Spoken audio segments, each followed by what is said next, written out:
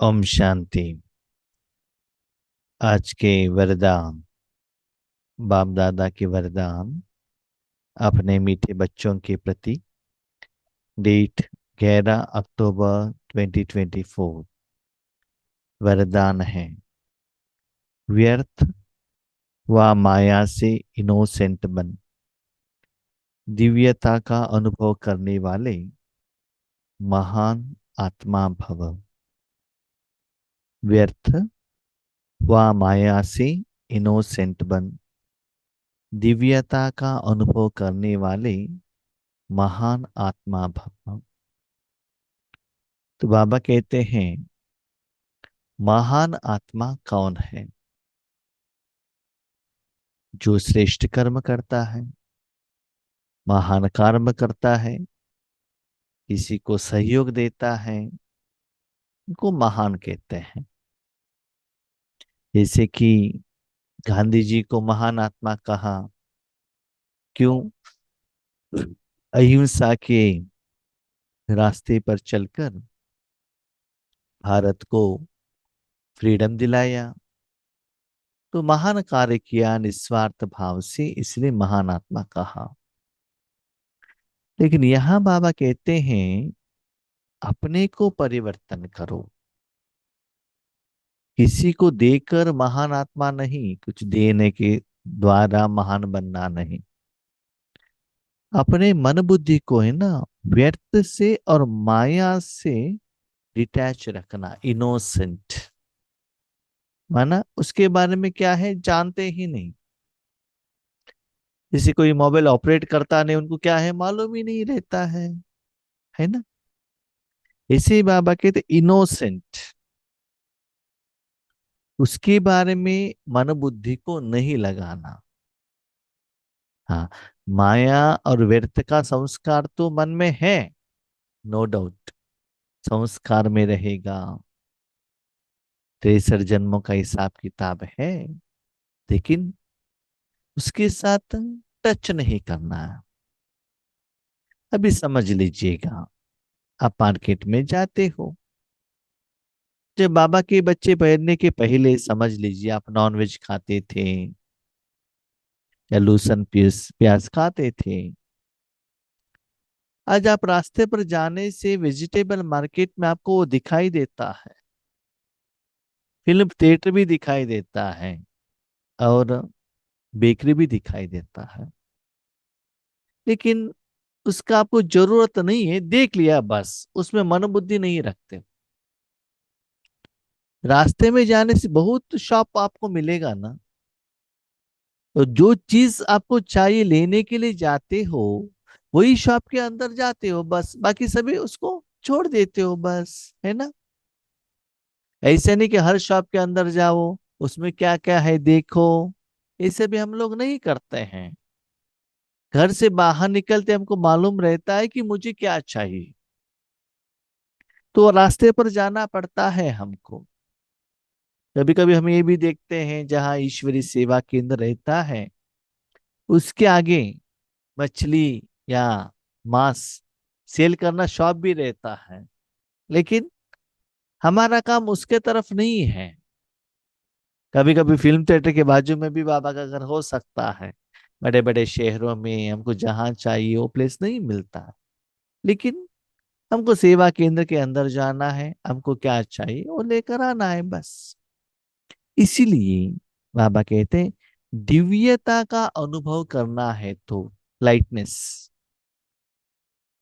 Brightness अनुभव करना है तो ये व्यर्थ और माया आपको क्या करती है,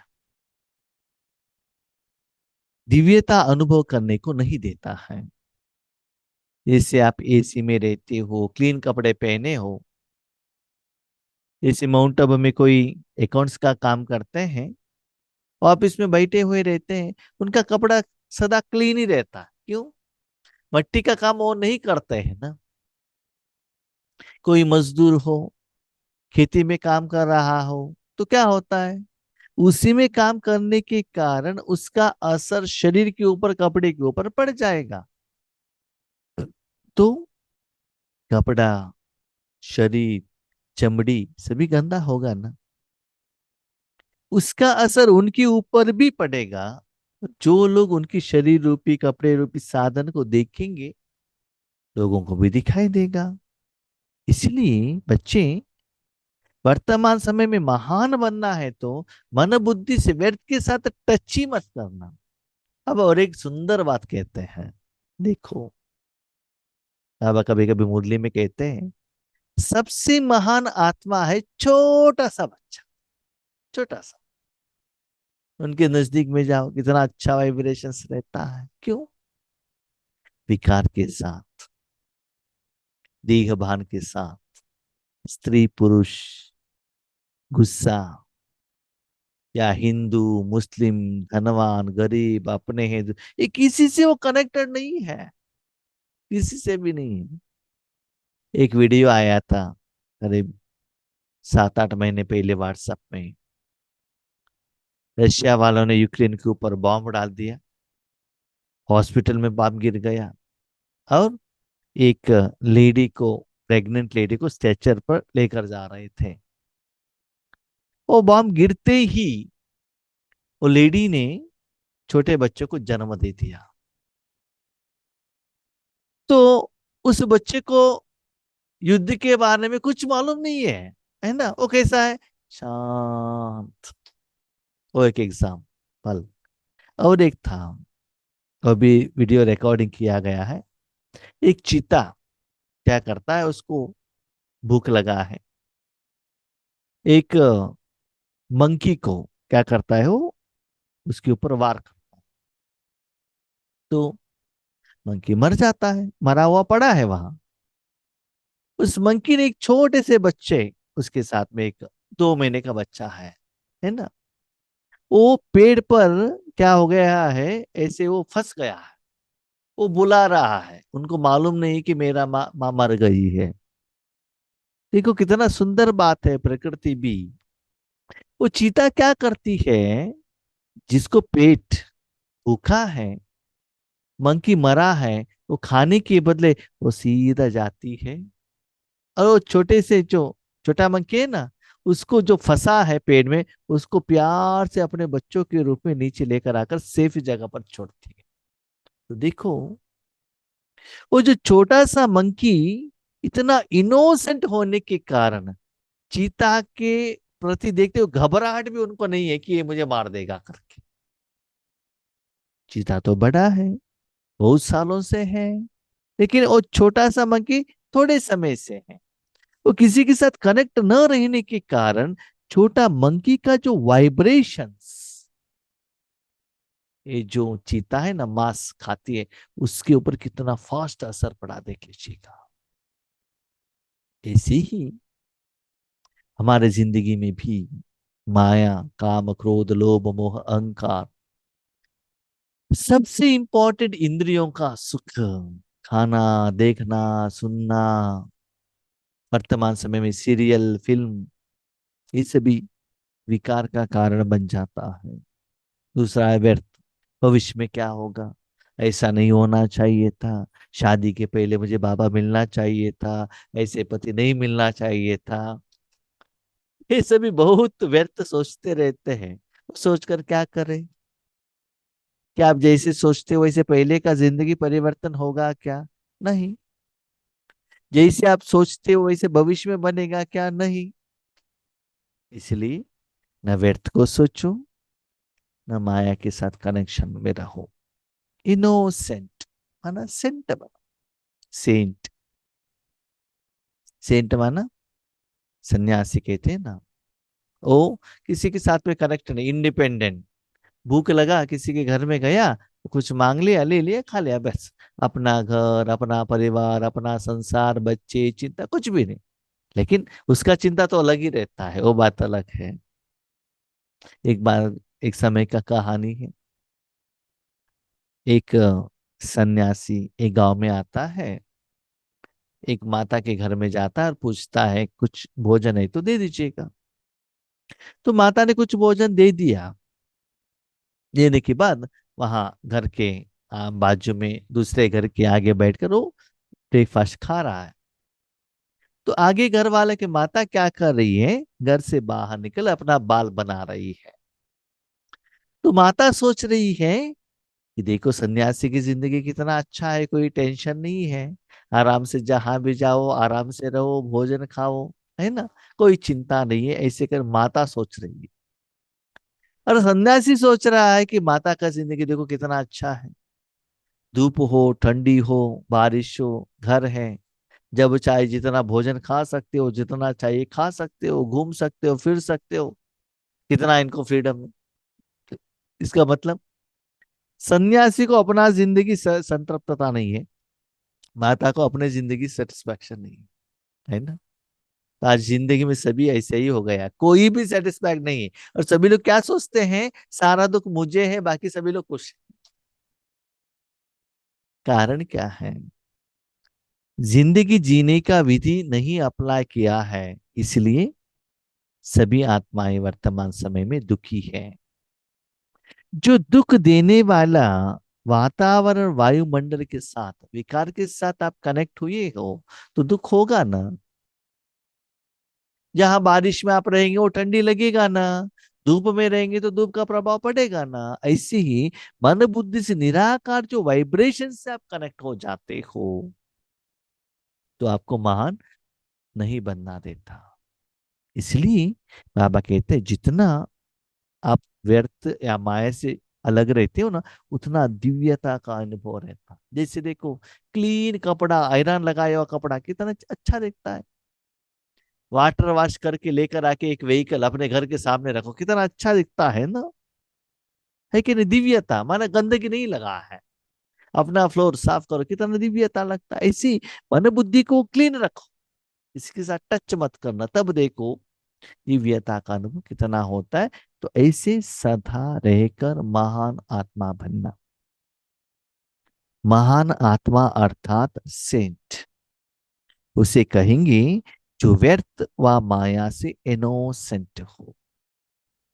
सेंट माना कोई मैं और मेरा पर नहीं है, साधु, सन्यासी, सद को सन्यास करने वाले, न परिवार, न इंद्रियों के सुख, जैसे भगवान नाम, उसका भजन, उसके प्रति तपस्या, आध्यात्मिकता की प्रति स्टडी करने वाले सेंट, इसी के साथ कनेक्टेड नहीं है। जैसे देवताएं इससे इनोसेंट थे, ऐसे अपने ओ संस्कार इमर्ज करो। अब देवताओं को विकार के बारे में कुछ मालूम ही नहीं था, है ना। ऐसे ही आपे भी वो संस्कार है ना, देवता संस्कार, वो इमर्ज करो। जब हम स्टार्टिंग में माउंट आबू में जाते थे बाबा के मिलन के लिए, उस समय मोबाइल तो नहीं था, लैंडलाइन था बस। वो लैंडलाइन भी फोन करने के लिए जाएंगे तो इतना लंबा क्यों रहता था। तो यहां से जाने के टाइम पर ही हम कहकर जाते थे, भले कंपनी में या अपने लौकिक परिवार वालों को, देखिए हम 10 दिन ऐसे जा रहे हैं, हम आपके कांटेक्ट में नहीं रहेंगे। तो वो लोग भी ऐसे एडजस्ट हो जाते थे। तो 10 डेज, एटलीस्ट वो 5 डेज जब हम वो कैंपस के अंदर रहते थे, टोटल सेपरेट ही माहौल रहता था।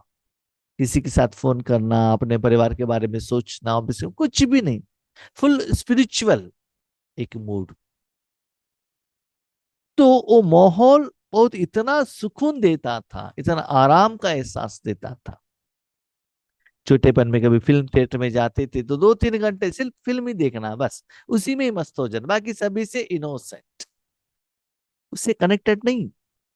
इसीलिए जो बात, जो वातावरण आपको दुख देता है, उसके साथ कनेक्ट मत बनना, दिव्यता में रहना, महान रहना।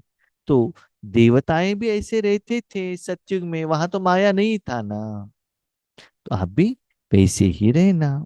ऐसे करने से व्यर्थ के अविद्या स्वरूप बनो, क्योंकि वह यह व्यर्थ का जोश कई बार सत्यता का होश, यथार्थता का होश समाप्त कर देता है। कभी कभी हम व्यर्थ को सोचते हैं, कभी कभी वो प्लस भी होता है, माइनस भी होता है। माइनस माना क्या है, भविष्य के बारे में, युद्ध हो गया तो, विनाश हो गया तो, मेरे जिंदगी में अंतिम समय में बहुत बीमारी आ गया, हमको कोई देखने वाला नहीं है तो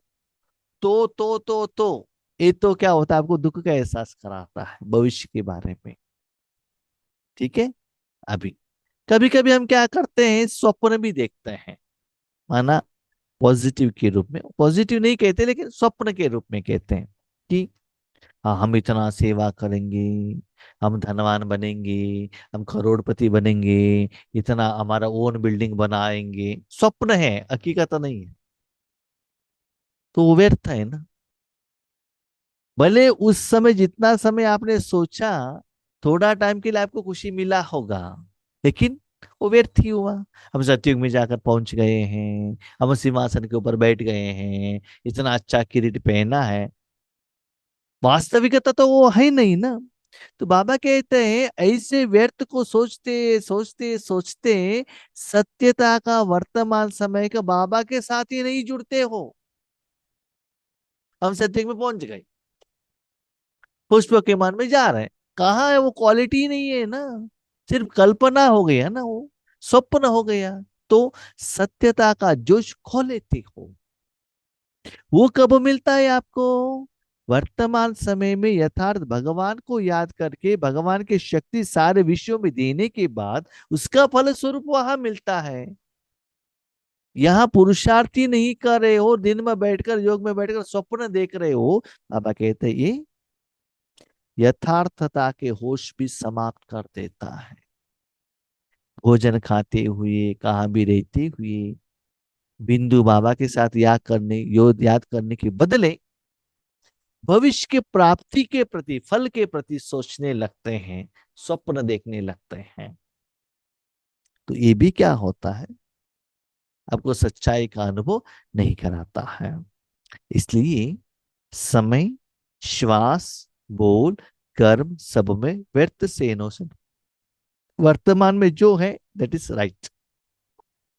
अभी मन बुद्धि को परमात्मा के साथ में रखना, वास्तविकता में सच्चाई में जो कमाई हो रहा है, जो दुआ मिल रहा है, विश्व कल्याण प्रैक्टिकली करते हुए जो पदमा पदम का कमाई अभी हो रहा है, उसका अनुभव करो।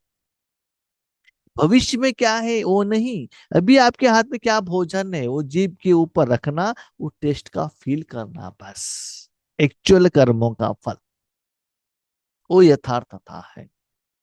जब अपने मन को परमात्मा में रखते हो, आपके द्वारा कितना एनर्जी फ्लो हो रहा है, कितना लोगों तक जाकर पहुंच रहा है, उसका प्रैक्टिकल कर्मों का फल कितना मिल रहा है, और विकर्म कितना विनाश हो रहा है, लाइटनेस का कितना एहसास हो रहा है, वो चेक करो ना, उसमें अनुभव में रहो ना, प्रैक्टिकलिटी में आ जाओ ना। तो बाकी सभी से इनोसेंट बनो। जब व्यर्थ की अविद्या होगी तो दिव्यता स्वतः अनुभव होगी। देखो, कपड़े के ऊपर मट्टी चला गया तो दिव्यता आएगा ना। एक बर्तन को आपने यूज किया सांबार या कोई आइटम बनाने के लिए, उसके बाद साफ करते उसके ऊपर जो लगा हो चला जाएगा, तो उसका ओरिजिनलिटी शाइनिंग आएगा ना। आज बच्चे आत्मा और मन बुद्धि के ऊपर व्यर्थ और माया का किचड़ापन लगा हुआ है। तो भगवान की याद द्वारा उसको क्लीन करना, और दोबारा उसको टच भी मत करना, तब दिव्यता का अनुभव होगा। और अनुभव कराएगी, आपको भी अनुभव होगा, और आपके सामने में रहने वाले आत्माओं को, वातावरण को, वायुमंडल को, आपका कनेक्टेड जो भी परिवार परिवार के मेंबर को, और सत्युग में बनने वाले आपके प्रजा लोगों को, और मूर्ति द्वारा अपने भक्तों को, सभी लोगों को ऐसे अनुभव होने लगेगा। जब तक आपको अनुभव नहीं होगा ना, तब तक दूसरों को अनुभव नहीं हो सकता। इसलिए उनको अनुभव होना है तो क्या करना है बताओ, आप प्रैक्टिकली देख लीजिएगा। जैसे हम भाई लोगों को अनुभव है, अभी समझ ले अपने अम्मा ने एक शर्ट पहन लिया, 3 दिन से वही शर्ट मैं पहन रहा हूँ, ठीक है। तो उसके कारण वो गंदा भी हुआ है और उसमें पसीना भी है। शरीर को बहुत अच्छा क्लीन करके मैसूर सैंडल सोप द्वारा नहलाकर वही कपड़ा मैंने वापस पहन लिया तो क्या होता है? टीचिंग आएगा कि नहीं, उसका असर मुझे आएगा कि नहीं? ऐसे ही राजयोग में मन बुद्धि को क्लीन करते हुए अमृत वेले में उसके बाद ऐसे व्यर्थ और माया के अंग संग में रहेंगे तो उसका असर आपके ऊपर पड़ेगा ना। इसीलिए बाबा कहता है बच्चे, उससे इनोसेंट बनो और महान बनो। स्लोगन, फर्स्ट डिवीजन में आना है तो ब्रह्मा बाप के कदम पर कदम रखो। भगवान कितना बुद्धिमान है। फर्स्ट नंबर नहीं कहा बाबा ने, फर्स्ट डिवीजन कहा। क्यों? फर्स्ट नंबर तो ब्रह्मा बाबा है ना। फर्स्ट नंबर तो फिक्स हो गया। First number second number already fixed है। बाद में हम नहीं कहते बाबा झूठ मत बोलना। क्यों? फर्स्ट नंबर तो ऑलरेडी फिक्स है, तो फर्स्ट नंबर कैसे आ सकता है? इसीलिए भगवान कहता है फर्स्ट डिवीजन में आना है तो फॉलो फादर करो। फर्स्ट डिवीजन माना अष्टरत्न बनना है तो दैट इज फर्स्ट रत्न। जैसे कि कोई बच्चा रहता है, एग्जाम हुआ है, उनको मार्क्स कुछ कम मिला है, और कोई स्टूडेंट्स को मार्क्स अच्छा मिला है, 100 आउट ऑफ 100 मिला है, 99 मिला है, तो क्या करता है? अपना पेपर उनका पेपर कंपैरिजन करता है ना, कि मुझे कम मार्क क्यों मिला, उनको मार्क्स टीचर ने क्यों दिया। कंपैरिजन करते हुए नेक्स्ट एग्जाम में वो क्या करता है, उसको ठीक करता है। इसलिए बाबा कहते फॉलो फादर। अभी क्वेश्चन, बाबा फॉलो करने के लिए तो रेडी है, लेकिन हमने ब्रह्मा बाबा को देखा नहीं, फॉलो कैसे करेंगे? बाबा भी बुद्धिमान है। बाबा कहता है बच्चे, मैंने तन को फॉलो करने के लिए भले आपको कहा है, मैंने तन को फॉलो करने के लिए नहीं कहा है, मन बुद्धि को फॉलो करने के लिए कहा है, आत्मा को फॉलो करने के लिए कहा, ठीक है। लेकिन मम्मा बाबा क्या करते थे हमको क्या मालूम है? बाबा कहता है मम्मा बाबा क्या करते थे नहीं, अभी क्या कर रहे हैं। अभी क्या कर रहे हैं? अभी भी है ना बाबा सूक्ष्म वतन में, तो क्या कर रहे हैं? वही तो मुरली है। ब्रह्मा बाबा क्या कर रहे हैं वही मुरली है। बाप दादा जो कर रहे हैं, और बच्चे क्या गलती कर रहे हैं वो भी बाप दादा बताते हैं। बच्चों का मन का स्टेज भी बाबा कहते हैं। तो मुरली ही, मुरली को फॉलो करना माना बाप दादा को फॉलो करना, बस। जो भी नियम, जो भी श्रीमत, जो भी विधि विधान, जो भी युक्तियां बाबा मुरली में कहते हैं, वही बाबा कर रहे हैं। और बाबा ने करके साकार में करके दिखाया, जो साकार मूल्य में जो आता है। और अव्यक्त मूल्य में जो आता है वो अव्यक्त रूप में मन बुद्धि द्वारा सूक्ष्म कर्मेंद्रियों द्वारा जो करना है, ब्रह्मा बाबा ने करके दिखाया है अभी, ऑडिट कर लिया है। तो ब्रह्मा बाबा अपने स्टेज को अपने ही अनुभव द्वारा, पत्र द्वारा, लेटर द्वारा लिख रहे हैं। अभी हमको जो भी बुक्स या यज्ञ का हिस्ट्री मिलता है, ब्रह्मा बाबा कैसे थे, दादियों ने लिखा हुआ, बड़े बड़े भाई बहनों ने लिखा हुआ हमको मैटर मिलता है। लेकिन वो तो स्थूल में देखते हैं, लेकिन उनके मन में क्या है वो मालूम नहीं है ना। लेकिन जो मुरली है, जिन्होंने ऐसे लाइफ लीड किया है, वही कह रहे हैं। तो मुरली को फॉलो करो। जिस दिन बाबा जैसे कहता है ऐसे करते चलो, दैट इज फॉलो फादर। ऐसे करने से नंबर 1 डिवीजन में आएंगी। ओके, हम शांति।